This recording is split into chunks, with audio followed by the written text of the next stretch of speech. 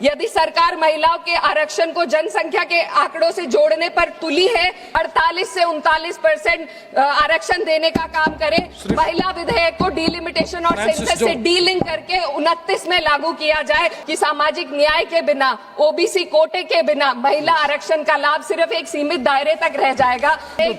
Sir, just too important. No, you have taken sir, just 7 too minutes. important. No, sir, 7. concluding. പാർലമെന്റിൽ പ്രധാനമന്ത്രി മോദിയെയും അമിത്ഷായെയും ചോദ്യങ്ങളുടെ മുൾമുനയിൽ നിർത്തി യു.പിയിൽ നിന്നുള്ള യുവ എം.പി ഇക്ര ചൌധരിയുടെ തീപ്പാറും പ്രസംഗം. യു.പിയിൽ നിന്നുള്ള ഏക മുസ്ലിം വനിതാ എം.പിയാണ് സമാജ്വാദി പാർട്ടിയുടെ മുഖശ്രീയായി മാറിയ ഇക്ര ചൌധരി. സ്ത്രീ സംവരണ ബില്ലിന്റെ പേരിൽ മോദി സർക്കാർ സ്ത്രീകളെ വഞ്ചിക്കുകയാണെന്ന് ഇക്ര തുറന്നടിച്ചു. സെൻസസിന്റെയും മണ്ഡല പുനർനിർണയത്തിന്റെയും പേരിൽ ഈ ബിൽ വൈകിപ്പിക്കുന്നത് ബിജെപിയുടെ രാഷ്ട്രീയ ലാഭത്തിനാണെന്നും ഇക്ര ആരോപിച്ചു. ഒബിസി ന്യൂനപക്ഷ വിഭാഗങ്ങളിലെ സ്ത്രീകൾക്ക് അർഹമായ ഉപസംവരണം നൽകാത്ത ബിൽ വെറും അർത്ഥശൂന്യമാണെന്ന് ഇക്ര തുറന്നു കാട്ടി. ഭരണഘടനാ തത്വങ്ങളെ സർക്കാർ കാറ്റിൽ പറത്തുകയാണെന്നും ഇക്ര ആരോപിച്ചു. ഭരണപക്ഷത്തെ അസ്വസ്ഥമാക്കിയ ഇക്ര ചൌധരിയുടെ ആ പ്രസംഗത്തിലെ പ്രധാന ഭാഗങ്ങൾ കാണാം. धन्यवाद अध्यक्ष महोदय, आपने मुझे बेहद महत्वपूर्ण चर्चा पर अपनी बात रखने का अवसर दिया। आज मैं बड़े ही दुख के साथ ये बात कहना चाहती हूँ कि जो महिला विधेयक इस सरकार ने 2023 में पास किया था, आज फिर से उसको लेकर आने की और उसको डीलिमिटेशन और सेंसस के आड़ में छुपाने की जो कोशिश की जा रही है, ये इस देश की महिलाओं के साथ ये सरकार फिर से एक धोखा करने जा रही है। पहले 2034 में इन्होंने इसके इम्प्लीमेंटेशन को कहा, अब भी इनकी नीयत 2029 में इस बिल के इम्प्लीमेंटेशन की नहीं है। ये चाहते हैं कि ये लोग सिर्फ डीलिमिटेशन और अपने हिसाब से करने जा रहे सेंसस के आधार पे महिलाओं को उनके अधिकार देने से रोके। आज चिंता महिला आरक्षण की नहीं है। महिला आरक्षण बिल तो सर्वसहमति के साथ इसी सदन में 2023 में पास हो चुका है। चिंता इस बात की है कि आरक्षण की आड़ में मन मुताबिक डीलिमिटेशन से कैसे राजनीतिक लाभ उठाया जाए। माननीय अध्यक्ष महोदय, वर्ष 2023 में इसी सरकार ने देश को बताया था कि महिलाओं का आरक्षण केवल नई जनगणना और परिसमन के बाद ही लागू किया जा सकता है। इसे न्याय और सटीकता के लिए आवश्यक बताया गया, लेकिन अब मात्र 3 वर्षों के भीतर वही सरकार कह रही है कि नई जनगणना की कोई आवश्यकता नहीं है। इन 3 वर्षों में ऐसा क्या बदल गया? क्या संविधान बदल गया या सरकार की प्राथमिकताएं बदल गई? ये अचानक आई तत्परता महिलाओं के लिए नहीं है, बल्कि चुनावी लाभ के लिए है। पश्चिम बंगाल और तमिलनाडु जैसे राज्यों में चुनावी प्रक्रिया चल रही है, इसीलिए सरकार का यह बदलाव किसी ठोस बुनियाद पर आधारित नहीं, बल्कि शॉर्ट टर्म पॉलिटिकल माइलेज पर आधारित है। पहले कहा गया कि अपडेटेड आंकड़ों के बिना प्रतिनिधित्व अन्यायपूर्ण होगा, और आज उसी सिद्धांत को नजरअंदाज किया जा रहा है। ये और कुछ नहीं, सिर्फ और सिर्फ पॉलिटिकल अपॉर्चुनिज्म है। माननीय अध्यक्ष महोदय, इस विधेयक की सबसे बड़ी खामी यह है कि सरकार जानबूझकर पुराने आंकड़ों का उपयोग करना चाह रही है।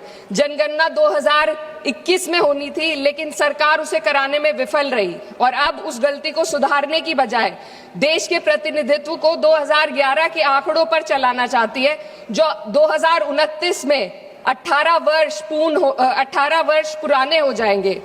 यह विधेयक आज के भारत को कल के आंकड़ों में ढालने की कोशिश है। जब नीति लोगों को उनके वर्तमान स्वरूप में देखना बंद कर देती है और उन्हें पुराने समय के आधार पर आंकती है, तो वह केवल असत्य ही नहीं बल्कि अन्यायपूर्ण भी हो जाती है। माननीय अध्यक्ष महोदय, हमारा संविधान एक स्पष्ट ढांचा प्रदान करता है। आर्टिकल 82 ये सुनिश्चित करता है कि परिसमन जनगणना के बाद हो, और आर्टिकल 81 और 170 ये सुनिश्चित करते हैं कि प्रतिनिधित्व जनसंख्या के आधार पर हो, ताकि हर वोट का सामान्य मूल्य रहे। लेकिन ये बिल सीधे एक व्यक्ति एक वोट के सिद्धांत को प्रभावित करता है। माननीय अध्यक्ष महोदय, स्थिति और चिंताजनक हो जाती है जब हम परिसमन आयोग को दी जा रही शक्तियों का आकलन करते हैं। यह आयोग सीटों के आवंटन और निर्वाचन क्षेत्रों की सीमाएं दोनों का निर्णय करेगा, और सबसे महत्वपूर्ण बात यह है कि इस निर्णय को किसी भी न्यायालय में हम चुनौती नहीं दी जा सकती। इससे ऐसी स्थिति उत्पन्न होती है जहां सत्ता पक्ष पूरे देश के पॉलिटिकल मैप को अपने लाभ के लिए बदल सकती है, वे भी बिना किसी न्यायिक निगरानी के। इस शक्ति के दायरे को समझने की जरूरत है। आज सीमाएं तय करेंगी कि कौन किसका प्रतिनिधित्व करेगा, किस समुदाय की आवाज सुनी जाएगी और किसकी नहीं। महोदय, डेमोक्रेसी में पावर के साथ साथ चेक और बैलेंसेस होना बेहद जरूरी है। सरकार एक ऐसी संरचना बनाना जा रही है जहां पावर केंद्रित हो और जवाबदेही अनुपस्थित हो, और जब इतनी व्यापक शक्तियां बिना किसी निगरानी के दी जाती है तो सर 2 मिनट, तो ये केवल एक तकनीकी चिंता नहीं रहती, ये प्रतिनिधित्व की निष्पक्षता को प्रभावित करती है। माननीय अध्यक्ष महोदय, ये विधेयक लोकसभा की सदस्य संख्या को 50% बढ़ाने की बात करता है, लेकिन इतनी बड़ी वृद्धि संसदीय कार्य प्रणाली में किसी सुधार के इस सदन की प्रभावशालीता को कम कर सकती है। एक सदस्य के बोलने का समय घटेगा, समितियों के संचालन को कठिन हो जाएगा और छोटे दलों के लिए अपनी बात रखना और चुनौतीपूर्ण होगा। मेरी मांग है कि सरकार संसदीय सत्रों के नंबरों को भी बढ़ाने का पहले गारंटी दे। अध्यक्ष महोदय, मैं बहुत जरूरी बात रखना चाहती हूँ, 2 मिनट दीजिए। महिलाएं कोई होमोजेनियस ग्रुप नहीं है, ये एक समान एक रूप समूह नहीं है। उनकी वास्तविकताएं जात, वर्ग और सामाजिक पृष्ठभूमि से निर्धारित होती हैं। फिर भी यह विधेयक इस वास्तविकता को नजरअंदाज करता है और पीडीए समुदाय, विशेषकर ओबीसी महिलाओं को पूरी तरह बाहर कर देता है, जो इस देश की बहुत बड़ी आबादी है। ये इस विधेयक की संरचना में एक गंभीर कमी है। सोचिए, एक ऐसी युवा महिला, सर 2 मिनट्स, जो पिछड़े वर्ग या अल्पसंख्यक परिवार से आती है, जो अपने घर में पहली बार पढ़ाई कर रही है, पहली बार घर से बाहर निकलकर सार्वजनिक जीवन का सपना देख रही है, उसके पास ना संसाधन है, ना नेटवर्क है, ना राजनीतिक समाधान है।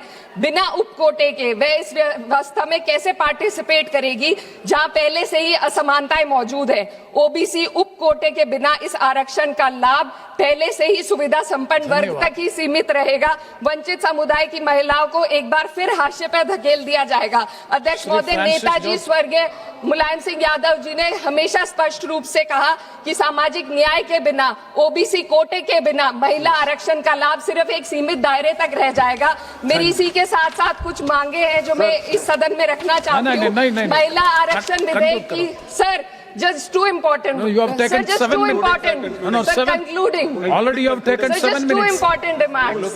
No, you Sir, conclude just करो. two important demands. You conclude करो ना. डिलिमिटेशन और जनगणना के आंकड़ों को महिला आरक्षण विधेयक के साथ कोई संबंध नहीं है। यदि सरकार महिलाओं के आरक्षण को जनसंख्या के आंकड़ों से जोड़ने पर तुली है, तो आधी आबादी जिसे कहते हैं, महिलाओं को उनकी जनसंख्या हिस्सेदारी के साथ 48 से 39% आरक्षण देने का काम करे। महिला विधेयक को डिलिमिटेशन और सेंसस से डीलिंक करके 29 में लागू किया जाए। ओबीसी महिलाओं को आरक्षण दिया जाए। देश की रिलीजियस माइनॉरिटीज की महिलाओं को भी एक कोटा इसमें दिया जाना चाहिए और गरीब वर्ग की महिलाओं के लिए राज्य द्वारा चुनावी खर्च का प्रबंध किया जाए। Thank you.